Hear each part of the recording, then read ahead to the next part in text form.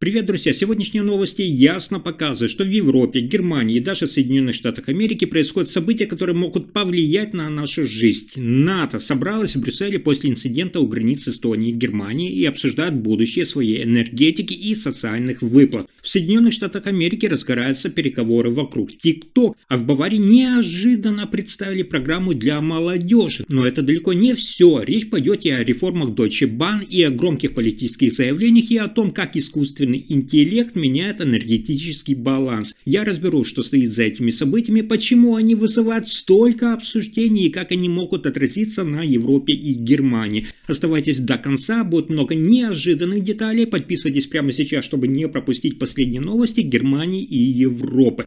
Итак, НАТО заявило о возможности дополнительных мер в случае новых нарушений воздушного пространства. По итогам консультаций в Брюсселе Альянс заявил, что будет использовать все необходимые средства, как оборонные, так и дипломатические, для защиты границ и обеспечения безопасности. Поводом для экстренной встречи стало то, что 3 самолета МиГ-31 пролетели около 12 минут над территорией Эстонии над территориальными водами Балтики. Эстония сразу обратилась к НАТО по статье 4 договора. Статья позволяет проводить консультации, если безопасность одной из стран-членов находится под угрозой. Также недавно и Польша заявила о проникновении дронов в ее воздушное пространство, что стало вторым случаем с начала месяца, когда страны Восточной Европы инициируют консультации с НАТО. В заявлении всего Альянса подчеркивается, что подобные нарушения нежелательны, они могут привести к ошибочным расчетам и создать риски для безопасности людей. Теперь НАТО не исключает, что воздушные судна, нарушающие границы при очевидном риске, могут быть принудительно остановлены.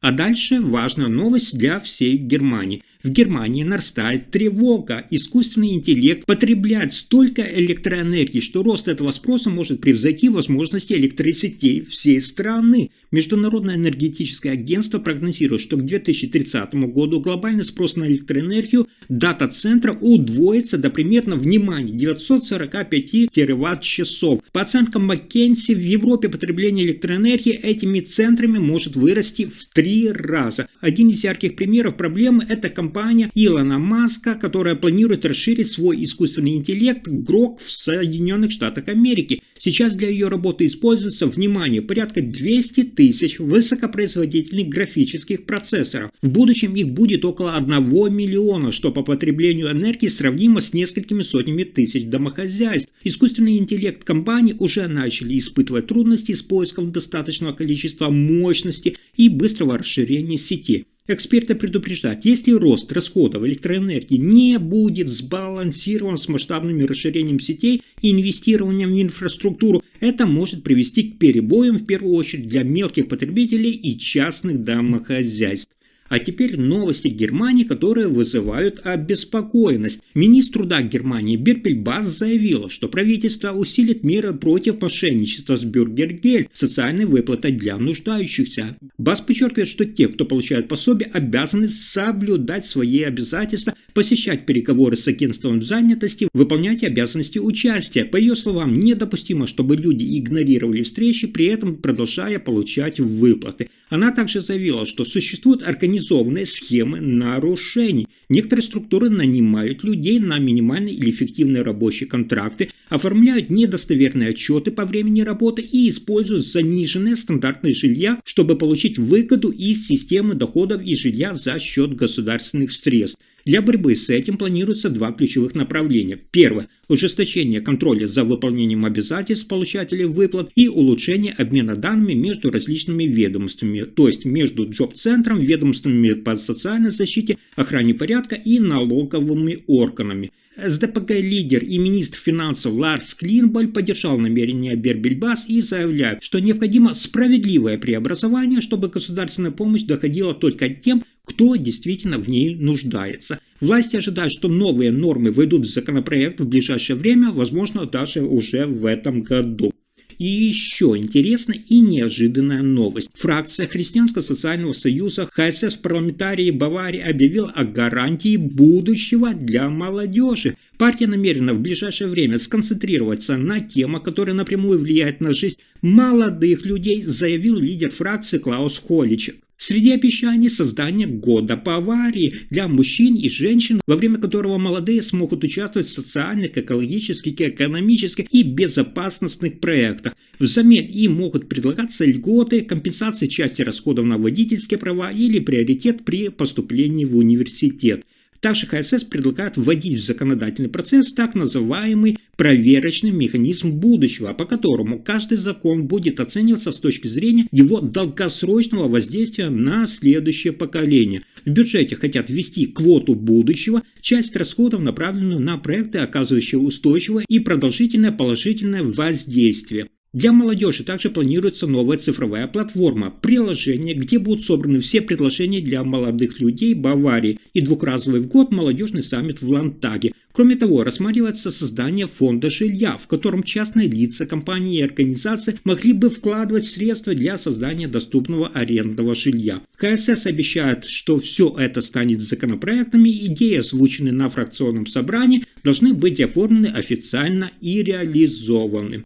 Далее, новость уже со скандалами Германии и Европы. Генеральный секретарь Христианско-демократического союза ХДС Карстен Линнеман требует ужесточения правил в отношении граждан Европейского Союза, получающих бюргергельд, социальную выплату в Германии. Он заявляет, что текущие лазейки позволяют злоумышленникам пользоваться системой. Линнеман предлагает, чтобы на уровне Европейского Союза был по-новому определен статус работника. Нельзя, когда человек работает лишь несколько часов и при этом получает социальную помощь, если при этом он способен работать полный день. Особенно он акцентирует внимание на бездетных одиноких гражданах. Он также требует, чтобы работодатели, нанимающие людей без официального оформления, несли свою ответственность за социальные выплаты, которые такой работник получает неправомерно. То есть, чтобы они отвечали как полноправные должники. Министр труда Берпель Бас уже подтвердила, что готовится пакет конкретных мер борьбы с этим мошенничеством. Один из ключевых элементов – это улучшение обмена данными между ведомствами, агентствами по труду, органами социальной защиты, властями, ответственными за иностранных граждан и службами, занимающимися контролем.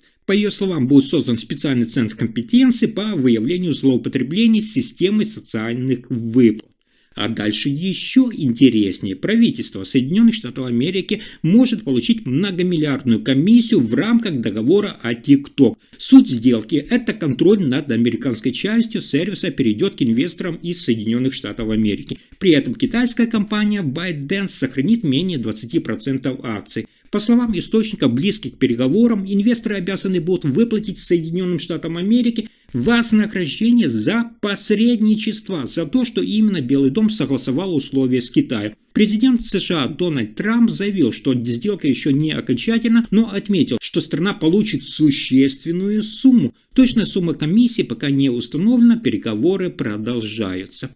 И это еще не все. Министр транспорта Германии Патрик Шнайдер объявил о пересмотре цели по пунктуальности поездов дальнего сообщения Deutsche Bahn. Новая цель не менее, внимания, 70% поездов должны прибывать без серьезных задержек к концу 2029 года. Напомню, ранее Deutsche Bahn ставил более амбициозную цель в 75-80% уже к 2027 году в рамках действующей программы, но Шнайдер назвал ее далеко недостижимой. Министр подчеркнул, что важна не просто цифра, а реальная улучшенная надежность. Цитата. «Ничего невозможного требовать нельзя», сказал он, добавив, что состояние инфраструктуры остается серьезным препятствием. Новоназначенная глава Deutsche Bahn Эвелин Паула должна возглавить эти реформы. Шнайдер выразил мнение, что она лучшая кандидатка, чтобы вернуть компании стабильность. В средней перспективе цель – это довести пунктуальность, как я сказал, до 80%, а в долгосрочной – до 90%. Среди мер – это крупная модернизация путей, усиление инфраструктурной сети, повышение прозрачности, а также улучшение условий в поездах и на станциях, включая чистоту и безопасность. Если информация оказалась полезной, ставьте лайк, подписывайтесь на канал и делитесь видео. Спасибо за просмотр.